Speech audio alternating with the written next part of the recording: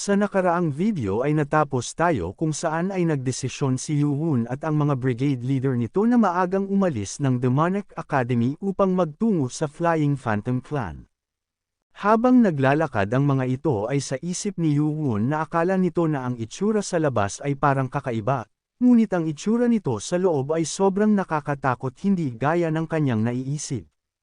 Nang makapasok naman ang mga ito sa guest house ng kanilang clan ay nagulat naman ang dalawa, dahil sa loob nito ay may 7 tao na iisa lamang ang mga muka. Narinig nito na ang Thousand-Face Phantom ay kilala sa mundo bilang magaling sa paggawa ng mga maskara. Ngunit ang isang ito ay sobrang polido ang pagkakagawa, at ang lahat ng mga ito ay parang iisang tao lamang.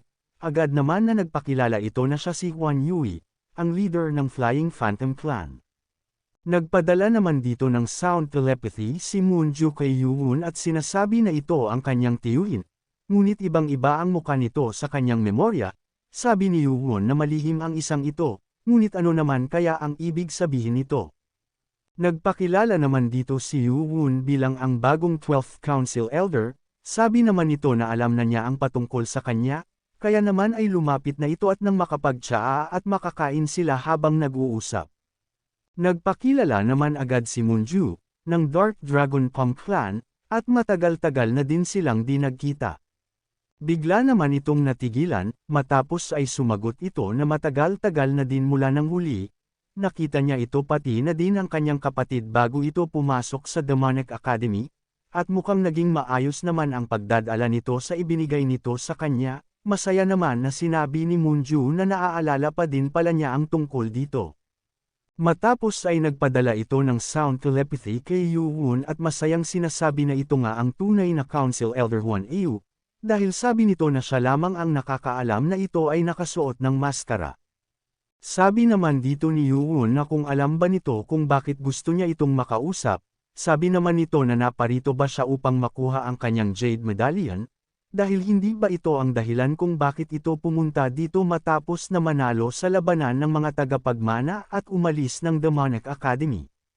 Mayroong dalawang paraan upang makaangat sa posisyon bilang isang Vice Lord. Ang una ay ang 12 leader ng mga elite clan na tatayo upang maging testigo sa kanya. Ang pangalawa naman ay ang 3 sa 12 Council Elder ang kikilalanin siya bilang Vice Lord. Ang Jade Medallion ay nagsisilbing pagkakakilanlan ng mga Council Elder, dahil dito, kapag ito ay ibinigay nila sa napili nilang tagapagmana ay nagsisilbi itong pagbibigay ng kanilang katapatan at pagkilala bilang isang Vice Lord. Sabi ni Yoo-won na maayos kung ganon, kaya naman ay titigilan na niya itong kausapin bilang isang Council Elder ng Demonic Cult, dahil naparito siya upang manghingi ng isang pribadong pag-uusap bilang Vice Lord candidate ng Demonic Cult. Sabi naman nito na tinatrato naman na niya ito bilang isang Vice Lord candidate umpisa pa lang, at hindi ba alam nito na kapalit ng kanilang mga Jade Medallion ay may karapatan sila upang masubukan ito. Gusto pa sana nitong bigyan pa siya ng oras habang nakikipag-usap, ngunit dahil sa inirekta na din niya ang nais nito ay ganun din ang gagawin niya. Ang unang pagsubok ay ang kanyang observation skill. Tinanong nito si Yoo-won kung mahuhulaan ba nito kung sino sa kanila ang tunay na clan leader.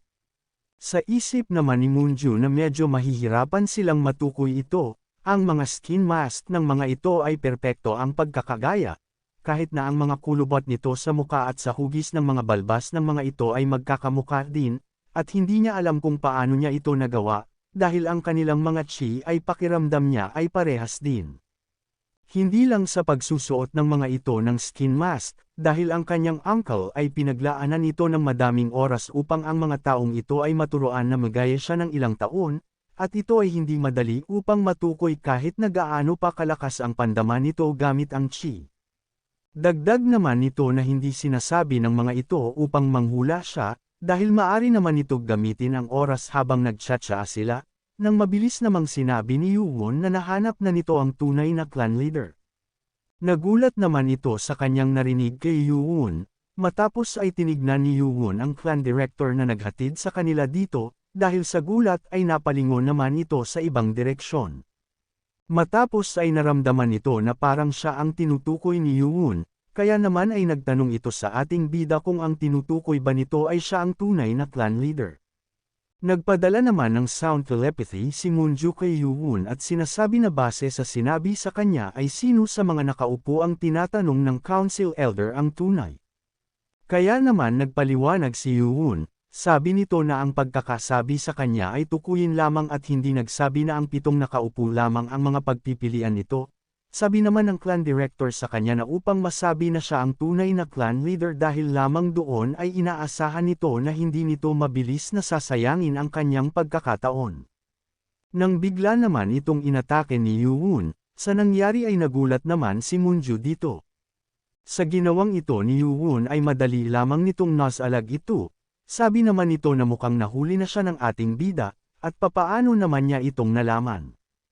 Sabi sa kanya ni Yuwon na ito ay dahil sa sound telepathy, nagtataka naman ito sa tinutukoy ng ating bida. Sabi nito na habang binabati ni Moonju ang isa sa mga nakaupo ay napansin nito na biglang natigilan ang kausap ni Moonju, at kapag ang isa ay nagpapadala ng sound telepathy, ang vocal cord ay nagba-vibrate ng bahagya. At walang isa sa mga ito ang tunay na clan leader na nagpapadala ng sound telepathy, kaya naman ay sa isip nito na kailangan niyang gumawa ng isang usapan na ang peke ay hindi agad na makakasagot dito. At ito nga ay nang tinanong niya kung sa tingin ba nito ay alam niya kung bakit ito humiling ng pribadong pagpupulong dito, nang sumagot ito, ay napansin niya na wala sa mga ito ang nag-vibrate ang mga vocal cord. Sa isip nito ay nagdadalawang isip siya kung tama ang kanyang hinala o di kaya ay nagagawa ng mga ito na magpadala ng sound telepathy nang hindi nagba-vibrate ang kanilang vocal cords. Kaya naman ay tinanong niya ang nanomachine kung maari din ba nitong marinig ang ibang mga sound telepathy galing sa ibang tao, na sinabi naman ng nanomachine na posible ito. Kaya naman habang nagpapatuloy si Yuwon sa pakikipag-usap ay sinabi ng nanomachine na ini-adjust nito ang pandinig ni Yuwon upang marinig ang ibang sound frequency sa paligid. At maya-maya pa ay sinabi ng nanomachine na mayroong ibang sound frequency na may ibang vibration ang kanyang na-detect sa malapit. Kaya naman ay nagpatuloy lamang ito sa pakikipag-usap sa 7, sabi nito na maari palang marinig ang ibang sound telepathy at salamat dahil sa may nanomachine ito, ay may kakayahan na itong malaman kung sino sa mga ito ang nagpapadala ng sound telepathy. Sabi niya na matapos nitong batiin si Moonju ay mayroong kaunting paghinto bago ito makasagot, at magmula doon ay nagupisa na itong maghinala na may isang tao sa paligid na nagpapadala ng mga sound telepathy. Ngunit sa 7 tao na nakaupo dito, ay wala isa sa mga ito ang nagba-vibrate ang kanilang mga vocal cords. Kaya naman sa isip nito na wala sa mga ito ang nagpapadala, at tanging siya na lamang ang nag-iisang tao na posibleng magpadala ng sound telepathy sa mga ito sa loob ng kwarto. Sabi naman nito na ginamit niya si Moonju upang maging parte ng panlilinlang nito sa kaniya, ngunit ang nangyari ay mukhang naghukay ito ng kanyang sariling libingan, talagang nakakahanga. Matapos ay masaya itong nagpakilala na siya si Huan Yui, ang leader ng Flying Phantom Clan, at nagpakilala din ulit dito si Yuwon. Sabi nito na dahil sa nakapasa na ito sa unang pagsubok ay maari na silang magtungo sa ikalawa ngayon din. At nagpakawala naman ito ng isang atake kay Yuwon, sa nangyari ay namamangha dito ang ating bida dahil isa iyong malakas na chi attack.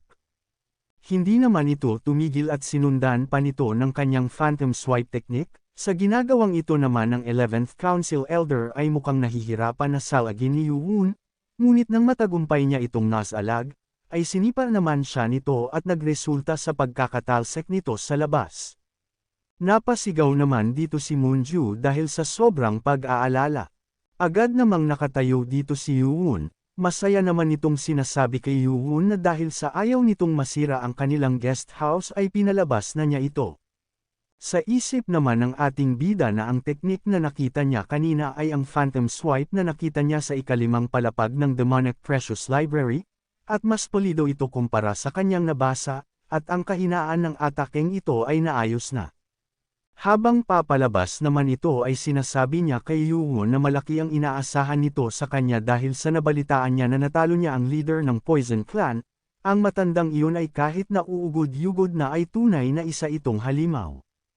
Hindi ito nagkaroon ng pagkakataon na malabanan ito dahil sa wala namang dahilan, ngunit siya na nagawang matalo ito ay isang magandang kapalit. at kagaya sa kanyang mga narinig patungkol dito ay isa din itong master ng blade, na tinuruan ng Right Guardian na si Sib Meng. Napakagandang pagkakataon dahil ang kanyang pagkadalubhasa sa martial arts ay ang Flying Phantom Blade, at agad naman na itong naghanda, dahil sa nakita ni Yuhun dito, ay nag-umpisa na din itong maghanda. Namamangha naman ito sa hawak na blade ni Yuhun at mukhang isang magandang laban ito, kaya naman ay hinihiling niya na gawin nito ang kanyang lahat na makakaya gaya ng ginawa nito sa laban nila ng matandang si Baek-oh ng Poison Clan. At agad naman ang sinugod ng 11th Council Elder si Yuhun, at nang makalapit ito ay matagumpay naman itong nasalag ni Yuhun. Sa labas naman ay narinig ito ni Wang Hul, at sa galit naman ni Baekgi ay agad itong sumugod sa mga gwardya na nakabantay. Nang makalapit ay agad niyang binigyan ang mga ito ng atake sa pamamagitan ng pagsipa sa mga ito at sinasabihan na mags-itabi ang mga ito, at nang matapos ay dumiretso na ito papasok. Napatanong naman ang isa kay Heobong at sinasabi kung ayos lamang ba na umatake sila ng ganito. Sabi naman dito ni Heobong na ang kaligtasan ng kanilang pinuno ang mas mahalagang unahin nila. Sa loob naman sa nangyayaring labanan ng dalawang Council Elder, ay humahanga ang 11th Council Elder kay Yuhun, dahil sa napakalakas nito at naabot ang ganitong level ng martial art throw sa edad na 20, ngunit ang ipinapakita nitong lakas ngayon ay hindi sapat upang magawang pugutan nito ng ulo si Baek-oh. Kaya naman sinabihan niya ito na tingin ba ng ating bida na magagawa niyang makuha ang kanyang Jade Medallion sa ganitong lakas lamang. Sa isip naman ni Yuhun na tingin nito na hindi niya magagawang matalo si Elder Council Huan gamit lamang ang Butterfly Dance, kaya naman kung ganito ang sitwasyon, ay sa tingin nito na ito ang pagkakataon upang masubukan ang teknik na iyon. Matapos ay napa-address ito sa Council Elder at naghanda upang umpisahan ang kanyang gagawing atake. Sa nakita naman ng Council Elder sa ginagawa ni Yuhun ay napapatanong ito na anong klaseng form naman ito dahil hindi niya pa ito nakikita dati. Masaya namang binabalaan ito ni Yuhun, sabi nito na dahil sa hindi pa niya ito nakokontrol ng maayos, sana ay gawin nito ang lahat ng kanyang lakas upang salagin ito. Sa sinabing ito naman ni Yuhun ay nakaramdam ito ng inis. Sa isip naman niya na ito kaya ang blade technique na nagawang pugutan ang matandang si Baek-oh, kung ganun ang kaso ay gagamitin na niya din ito. Matapos ay sabay na nagsisugod ang dalawa, ginamit naman ito ang kanyang ipinagmamalaking Flying Phantom Blade, Ultimate Technique, Ascension of the Flying Blade Phantom, sa pasugod na si Yuhun. Di rin nagtagal ay nagpang-abot na ang kanilang mga atake na nagresulta sa pagkakapinsala ng paligid dahil sa lakas ng mga ito, ngunit hindi na nito nakayanan ang malakas na atake ni Yuhun, at nagulat naman ito dahil sa nagawang mahiwa ang kanyang palad ng atake na iyon, matapos ay nakita nito si Yuhun sa kanyang harapan, at napasigaw na lang at napapikit, nang biglang may malaking pagsabok na naganap. Kung umabot ka na sa parte ng video na ito ay maaari lamang na i-click ang like at super thanks sa baba bilang pagsuporta. Maraming salamat. Habang papasok naman si Baekgi ay may isang atake na papalapit sa kanya, dahil sa nakita niya ito agad, ay matagumpay naman itong nakaiwas. Napasabi na lang siya na isa itong claw technique, matapos ay nagsalita naman ang tao nato. Ito ang pagpasok ng walang permiso. At saan naman balak nitong magpunta, at ito ay sa core member ng Flying Phantom Clan, na si Ogoong. Agad namang nakasunod dito sila Wang Hul, ngunit nagulat sila dahil napapalibutan na ang mga ito ng mga kawal ng Flying Phantom Clan. Sabi naman ng isa na nangyari nga ang gaya ng kanyang inaakala kanina. Napansin naman ni Heobong ang mga nakapalibot sa kanila, at mukhang ang lahat ay mga nakasuot ng mga maskara. Sabi naman ng core member sa mga ito na hindi lamang isa kundi 4 ang nakapasok, at mukhang nawawala na ang mga ito sa kanilang sarili, at nagtanong naman ito kung anong clan ang kinabibilangan nila upang maging ganito kabastos. Pinigilan naman ni Wang Hul si Baekgi dahil sa nakakaramdam na ito ng galit. Nagsalita si Wang Hul at nagpakilala, at siya ay mula sa Dark Fist Clan. Sabi naman niya na Dark Fist Clan ba ang sinabi nito? Ibig ba na sabihin nito na siya ay anak ng clan leader Go Wan Hyun, at sinang-ayunan naman ito ni Wang Hul? Matapos ay sinigawan naman niya ito at sinabi na ang isang anak ng elite clan na nagawang pumasok sa manor ng ibang clan sa kalagitnaan ng gabi, ay ang ama ba nito ay tinuruan siya na ito ay hindi katanggap-tanggap na aksyon.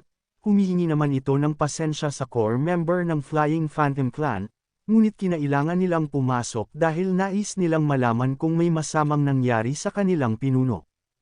Tinanong naman niya si Wang Hul kung sino ang tinutukoy nito. Sinagot naman siya nito at sinabi na ito ay ang Young Master Qian Yuhun, ang 12th Council Elder ng kanilang demonic cult.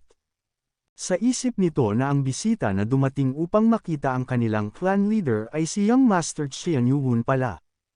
Natigilan naman sila nang may marinig na naglalabanan sa malapit, kaya naman ay sinabi ni Wang Hul na sana ay payagan nila ang mga ito na makita ang nangyayari sa kanilang pinuno. Dahil bilang kanyang mga alagad ay hindi sila basta lamang natatayo dito. Humingi naman ito ng pasensya kay Wang Hul dahil kahit sila ay hindi maari na makagulo sa kanilang clan leader. Kaya naman sinabi ni Wang Hul na dahil dyan ay wala na silang pagpipilian pa, dahil hindi na nila makakaya pa na magsayang ng oras dito, kaya naman ay pagpasensyahan na lang nila ang gagawin ng mga ito. Dahil sa mga bata pa ito, ay bibigyan niya ng isa pang pagkakataon ng mga ito, at kapag umatras ang mga ito ay sasabihan niya ang kanilang clan leader na siguraduhin ang kaligtasan ni Young Master Qian Yuhun.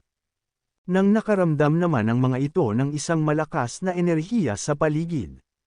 Maya-maya pa ay nagumpisang mawasak ang pader sa kanilang harapan, at nang tuluyan na itong mawasak ay napahinto na lang ang mga ito. Sa pagtataka ng core member ng Flying Phantom Clan ay nagtatanong ito na kung ano ba ang nangyari.